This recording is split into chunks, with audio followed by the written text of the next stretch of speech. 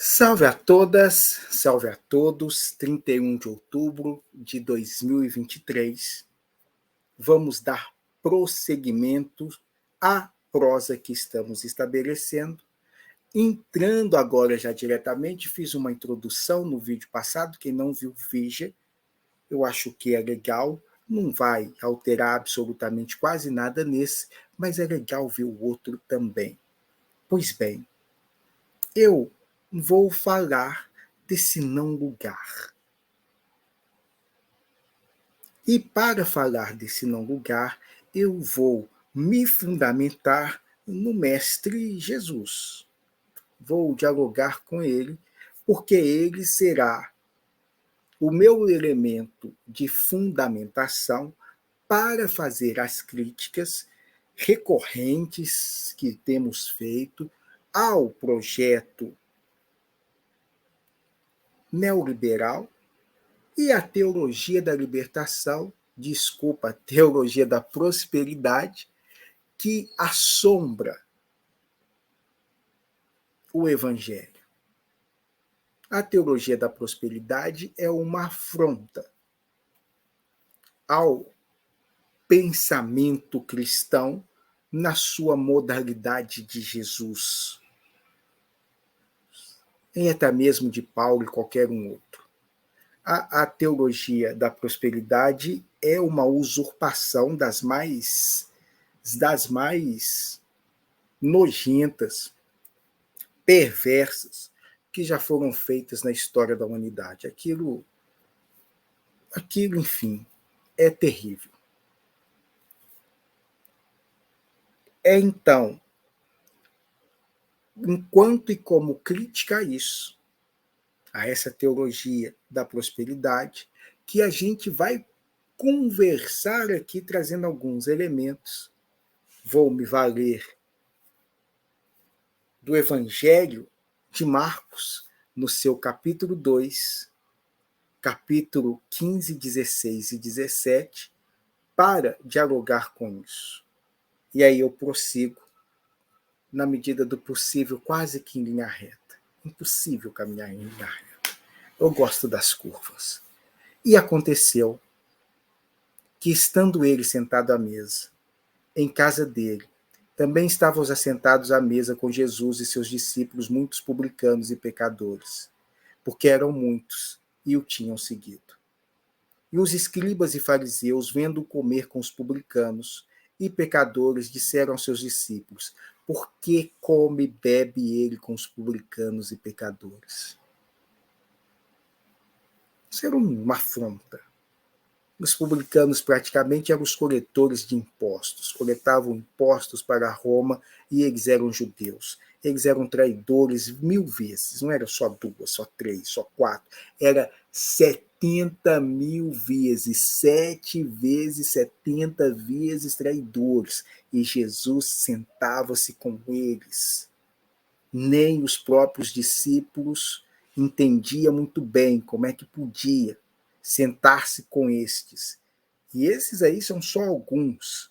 Jesus ainda trocava ideia com as putas, com os leprosos, com os deficientes, com os mendigos, com os excluídos de toda sorte e de toda ordem. Jesus trocava ideia com todos. E todo mundo olhava, em especial e por vezes até mesmo os discípulos, com muita estranheza. Que coisa é essa aqui? E Jesus, tendo ouvido isso, disse-lhes: os sãos não necessitam de médico, mas sim o que estão doentes. Eu não vim chamar os justos, mas sim os pecadores ao arrependimento. Essa passagem do eu não vim chamar os justos.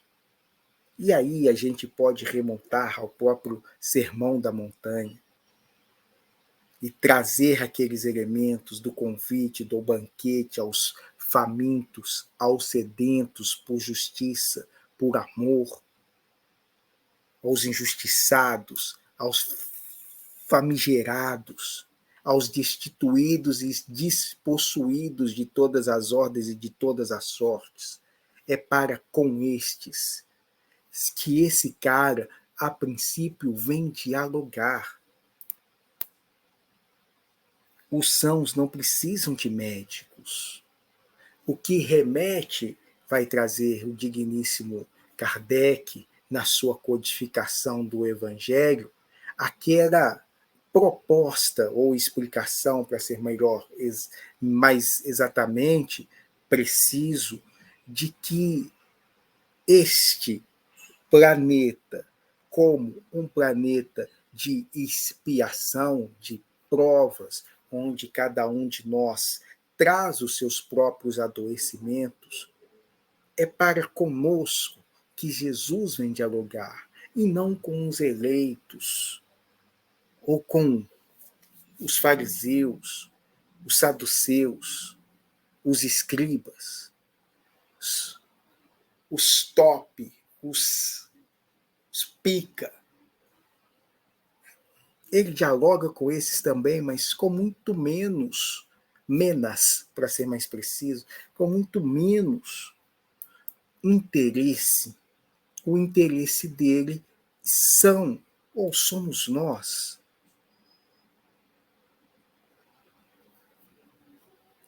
doentes, necessitados, ignorantes, desconhecedores da verdade, desconhecedores do bem, do belo, do justo, do amor. A casa, não vou chamar de casa, mas o evangelho a ser ensinado, pregado, distribuído, as boas novas a serem anunciadas, é, em especial, em diálogo com estes, para estes. Então, quando se transforma o evangelho na casa do poder, no recinto da ostentação, dói muito. Mas a dor ainda passa, desde que esses salões estejam abertos. Mas o ponto que eu quero chegar, e esse é o único motivo de eu ter feito e trazido essa discussão, é que os fracassados, os excluídos, os deserdados, não estão tendo lugar nem na sociedade, e a casa do Pai também estão sendo expulsos de dentro da igreja. A igreja hoje se transformou no lugar dos vencedores, no lugar dos prósperos, no lugar dos abundantes. E não é que a gente está aqui voltando àquela teologia igualmente perversa de que os ricos não herdarão o reino dos céus e que toda riqueza é opróbrio. Não é isso que estamos colocando, muitíssimo pelo contrário.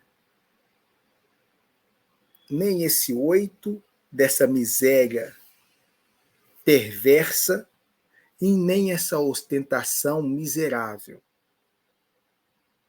É o entendimento mais genuíno, ou um lugar preservado da viúva, do órfão, desde os tempos de Salomão até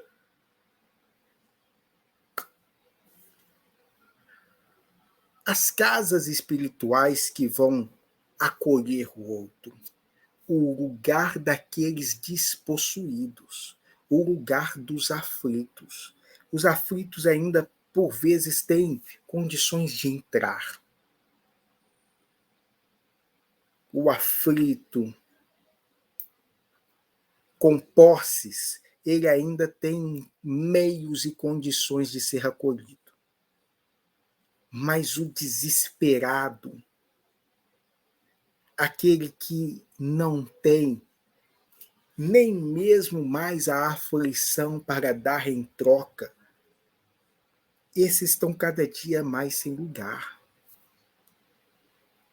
Houve um tempo quando se condenava os protestantes, nem tinha essa conotação de evangélico, era crente, era protestante, e eram muito mal vistos. Estou falando de década de 70, década de 80, até mesmo década de 90 e inícios dos anos 2000.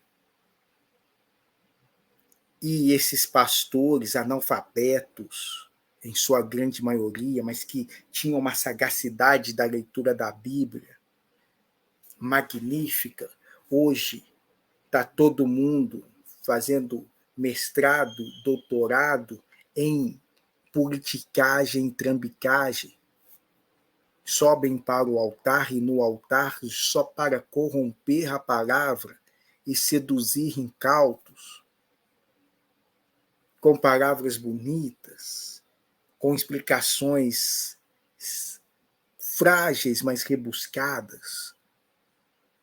Mas então houve esses pastores que iam ao encontro dessas aflições e desses aflitos do mundo, desses excluídos. Eles estavam lá evangelizando nos presídios. Eles estavam lá acolhendo as mães dos noiados.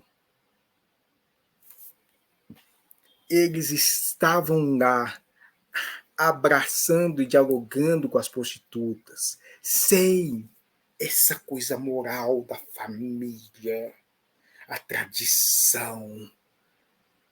Era cristão. Era bonito.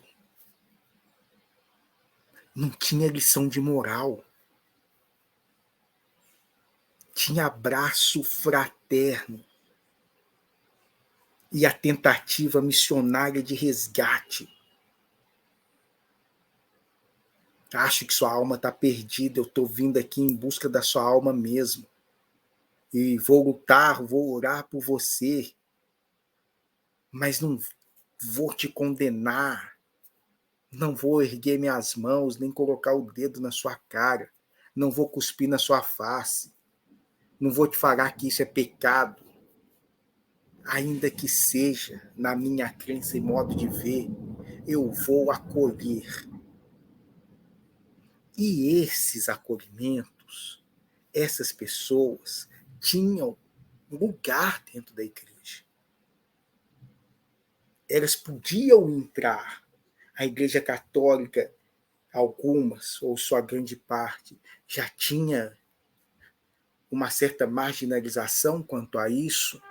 A igreja você vai com sua melhor roupa, a igreja você entra depois do banho tomado, a igreja você não vai embriagado, a igreja é a casa do pai tem algumas restrições para entrar.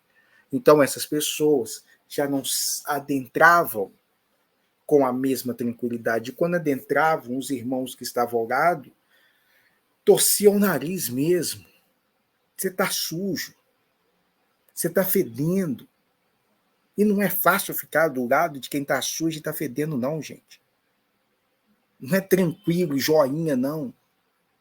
Mas é que essas pessoas têm que ter espaço na casa do nosso Pai.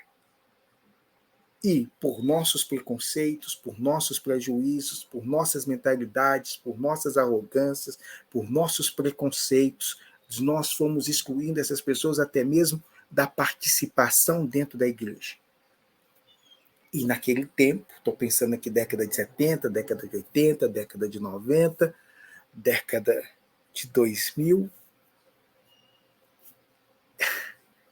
muitos desses excluídos chegaram às igrejas pentecostais, chegaram às igrejas evangélicas, foram acolhidos e recebidos lá. Tinham uma vida de devassidão, foram acolhidos, passaram por um processo de remissão e de resgate, se tornaram obreiros, se tornaram pastores, se tornaram obreiras, se tornaram pastoras.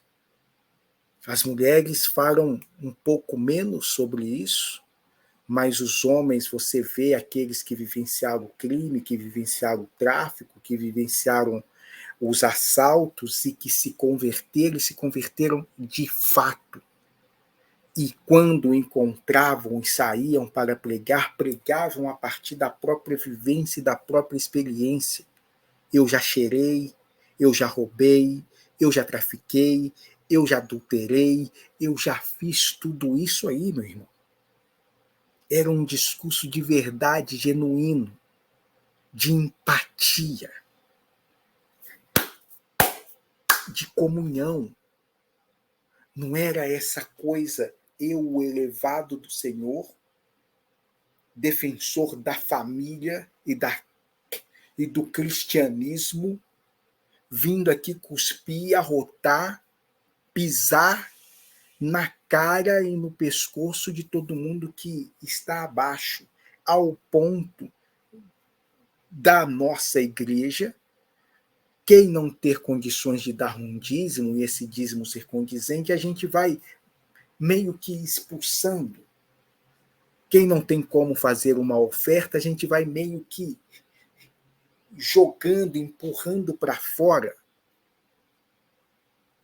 E aí é um momento de muita dor, é um momento de muito desespero. Esse momento que eu estou pensando e falando é esse momento planetário no qual estamos vivenciando, um momento de muito arroxo salarial, de muito desemprego, de muita falta, de muita carência. E todos os lugares que você olha, os posts de sucesso, as pessoas bombando, é todo mundo muito notório, é todo mundo muito brilhoso, é todo mundo muito bem sucedido, é todo mundo muito feliz, é todo mundo muito radiante, é todo mundo muito.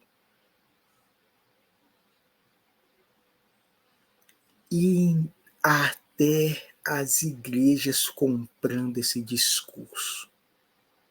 Os fracassados, os excluídos, os deserdados. Não tem mais lugar, velho. Não tem mais lugar. Porque o mundo foi capitalizado de uma forma tão louca e insana que até mesmo o acesso à divindade a gente está mercantilizando. Tudo é mercantilizado. E é necessário termos espaços no qual, olha, aqui, essa não é a prerrogativa. Se você é bilionário, milionário, se não tem nada, a prerrogativa não é essa. Aqui é a casa do nosso Pai, seja bem-vindo, entra aí. No que você pode contribuir para a formação dessa igreja? Para a construção coletiva desse espaço e desse lugar? Eu posso lavar, eu posso arrumar os bancos, eu posso consertar, eu posso... O que a gente pode fazer que a gente não tenha que pagar monetariamente tudo? Precisamos ter esse espaço, mas falar disso é até comunismo. Pensar uma igreja ou uma igreja na qual contribuições possam ser estabelecidas nessa troca, isso é uma afronta. É todo mundo nessa lógica neoliberal terrível de transformar a vida e a graciosidade da vida em lucro. E lucro, dividendos em papel moeda. Porque os lucros, os dividendos, a dádiva da existência, converter isso tudo em papel moeda é de uma pobreza e de uma miséria que, nossa, é desesperadora.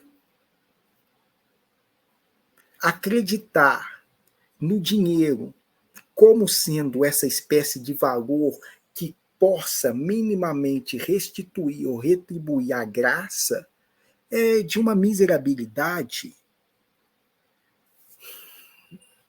que retoma aquilo da... Olha, o moço, Jesus veio conversar conosco. Os ignorantes, Aqueles que não sabem.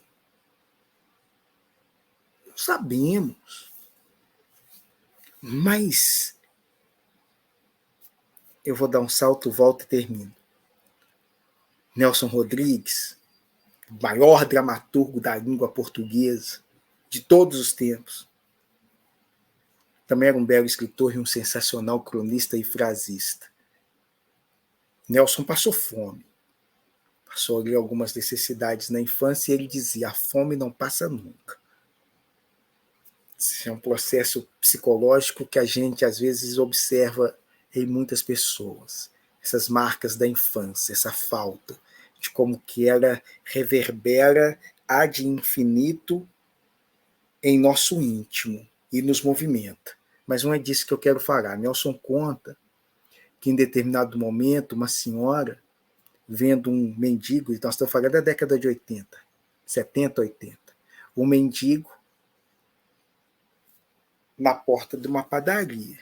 Aí uma senhora vai lá e compra para ele uma bisnaga. Naquele tempo ainda existia bisnaga. Bisnaga, essas novas gerações talvez não conheçam, é um pão grande. Não é nada obsceno esse movimento, não. Mas é um pão mais ou menos desse tamanho, assim, é a bisnaga. Era muito comum na década de 80, década de 90, mais até 80, 90 já vi menos, as bisnagas. O pessoal rolava, colocava debaixo do braço e levava para casa. Debaixo do braço era uma mania muito francesa, né? O pão debaixo do braço.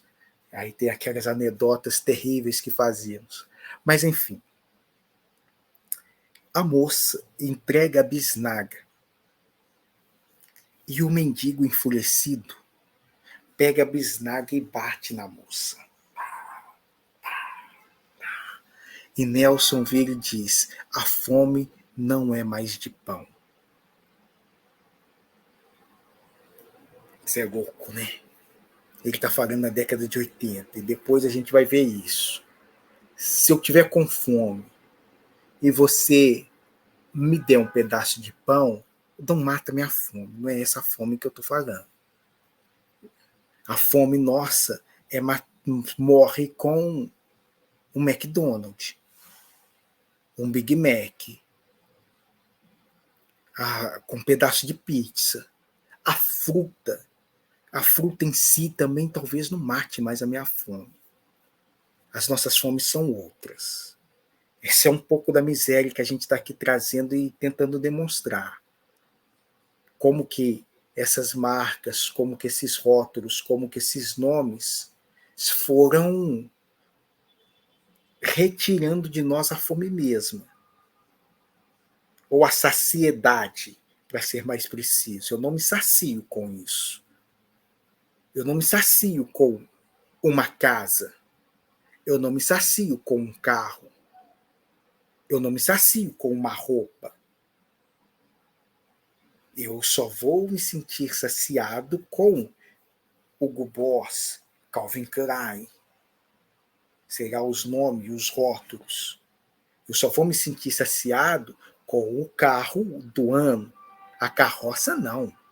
O ônibus, muito menos. O metrô eu nem entro. Transporte coletivo, que isso? E essas maluquices, que antes era só da publicidade e propaganda, agora você vai, quando você desligava a TV, você tinha um sossego, um respiro, ufa. Você olhava em volta, caminhava. Hoje não. Hoje você entra no computador, tem o Instagram, tem o Facebook, tem o YouTube. Ninguém te dá sossego, tá todo mundo te vendendo o tempo inteiro. E mais do que te vender, eles estão te mostrando que você também é um produto que precisa ser vendido. Você é a marca a ser vendida, você é a empresa a ser comercializada, você é o produto que deve vender-se. E aí você chega na igreja, o maldito do pastor estará no púlpito falando a mesma coisa. A oração da prosperidade. que a pobreza é isso, que a pobreza é aquilo, que você tem que ser rico, que você tem que ter o carro do ano, que você tem que ter não sei o quê. Você tem que ter o tempo inteiro. Não há espaço para aqueles que não têm, e há espaço muito menos para aqueles que querem dividir, e há espaço menos ainda para aqueles que olham e falam assim, gente, eu não consigo. Eu tentei e quebrei, eu tentei e não deu certo, eu tentei e ferrei, a culpa é sua. Você não se esforçou o suficiente. Você não tem fé o suficiente. A culpa é sua, vacilão. Reza mais, ajoelha mais, dá mais dízimo, faz mais oferta. Que merda é essa, gente? Não tem mais de onde tirar, velho. Não nessa monetarização mercantilista que a gente está falando. Olha, você pode cantar para a gente? Posso. Canta então para a igreja.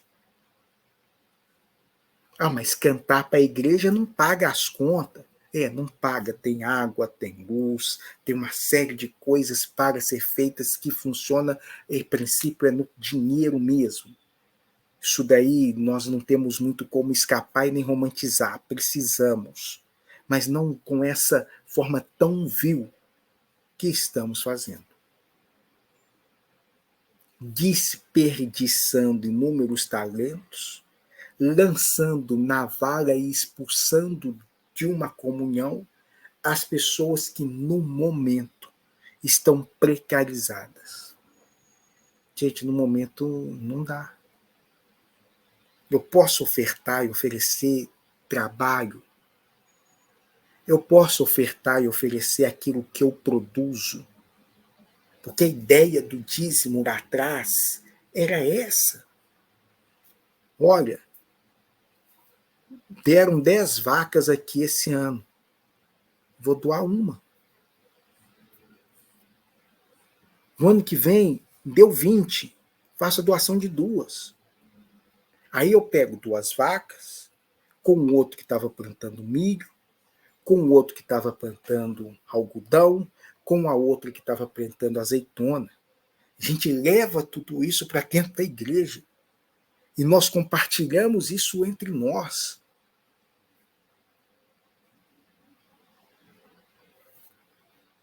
Eu que dei só uma vaca, mas a vaca é muito mais cara do que a azeitona.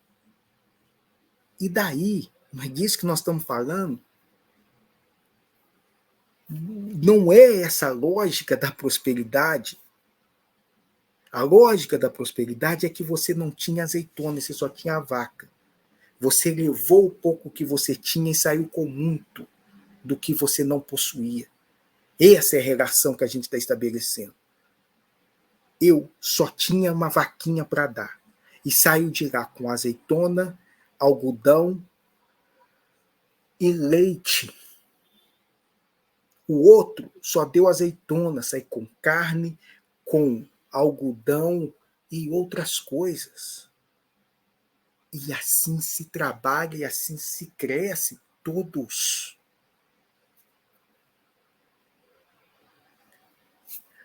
Monetarizar o dízimo. Massa, não tem nenhum problema. Eu estou tirando 10% daquilo que eu tenho. Então, será se é 10% de 10, de 100, de 1.000, de 1 milhão, não importa, é 10% da mesma forma. Mas as pessoas não veem assim.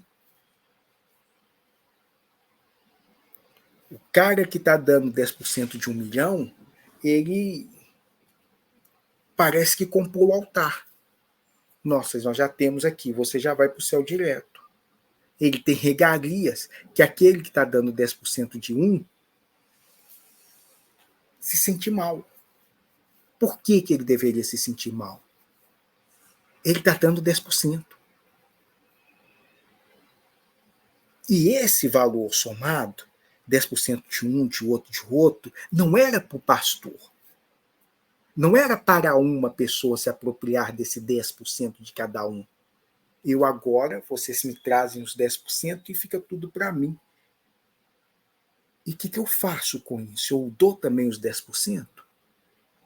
Não. Eu retribuo isso de alguma forma? Não. Eu acumulo. Eu compro avião. Eu compro emissora de TV.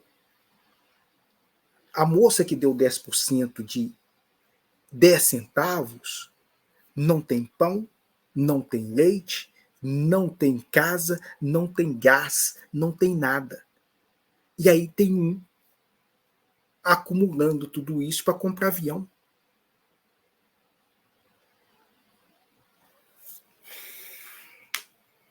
Nunca foi essa a lógica.